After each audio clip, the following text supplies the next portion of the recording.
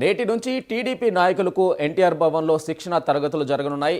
ఇవాళ రేపు 100 మంది టీడీపీ మండల అధ్యక్షులకు శిక్షణ ఇవ్వనున్నారు. మంత్రులు, టీడీపీ సీనియర్ నేతలు శిక్షణ తరగతులకు హాజరై పార్టీ నేతలతో మాట్లాడనున్నారు. శిక్షణ తరగతుల ముగింపు కార్యక్రమానికి మంత్రి లోకేష్ హాజరై దిశానిర్దేశం చేయనున్నారు. ఇక ఇదే అంశంపై పూర్తి అప్డేట్ మా ప్రతినిధి శ్రీహరి అందిస్తారు. శ్రీహరి. రైట్ వెంకట్ కార్యాలయానికి మంత్రి నారా లోకేష్ ఉన్నారు. ఇందులో ప్రధానంగా చూసుకున్నట్లయితే వాటి నుంచి నాయకులు ఎవరైతే టీడీపీ మండల స్థాయి నాయకులు, అదేవిధంగా జిల్లా స్థాయి నాయకులు ఎవరైతే ఉన్నారో వీళ్ళందరికీ కూడా కార్యాలయంలో అయితే శిక్షణ తరగతులను అయితే ఏర్పాటు చేశారు.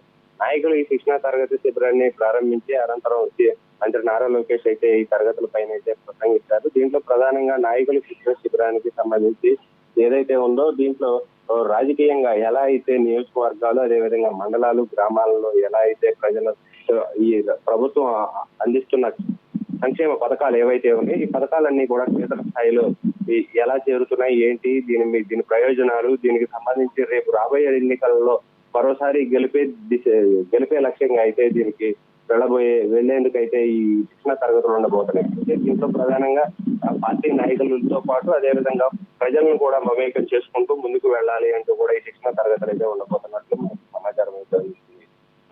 దీంట్లో ప్రధానంగా సీనియర్ మంత్రులు, అదేవిధంగా సీనియర్ నాయకులు వీరంతా కూడా ఈ సెకండ్ క్యాడర్ నాయకులు ఎవరైతే ఉన్నారో వీళ్ళందరికీ ఈ శిక్షణ తరగతుల్లో పాల్గొని వీళ్ళందరికీ ఈ దిశానిర్దేశం